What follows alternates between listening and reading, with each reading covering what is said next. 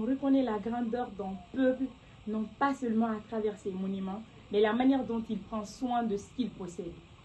Mesdames et messieurs, pourquoi certaines personnes balaient leur concession jusqu'à la dernière poussière, puis lancent les ordures de l'autre côté du mur?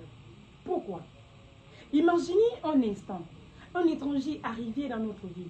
Qu'aimerions-nous qu'il voit en premier? Des rues abandonnées par nos propres mains, des sachets d'eau jetés par terre, des caniveaux remplis d'ordures. Puis, lorsque l'hivernage arrive et que les quartiers sont inondés, nous accusons la pluie. Mais la pluie n'a rien fait pour jeter dans les caniveaux. Nous l'avons fait. Mesdames et messieurs, une ville propre est une ville qui se respecte, car la propriété n'est pas une affaire de balai. Elle est une affaire de mentalité, une affaire de citoyenneté, une affaire de responsabilité. On reproche souvent tout à l'État.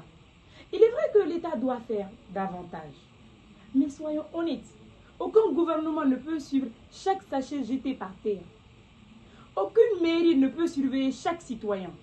La première poubelle d'une ville n'est pas dans les rues, elle est dans nos habitudes.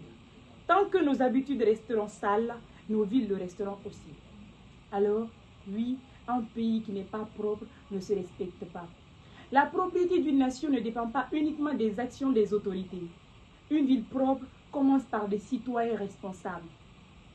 Car le respect d'un pays se mesure aussi à la manière dont ses habitants prennent soin de leur environnement.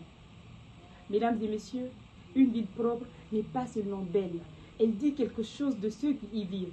Elle dit, nous respectons ce qui nous appartient, car au fond, la vraie question n'est pas qui va nettoyer quoi, la vraie question est pourquoi continuons-nous à salir ce que nous prétendons aimer.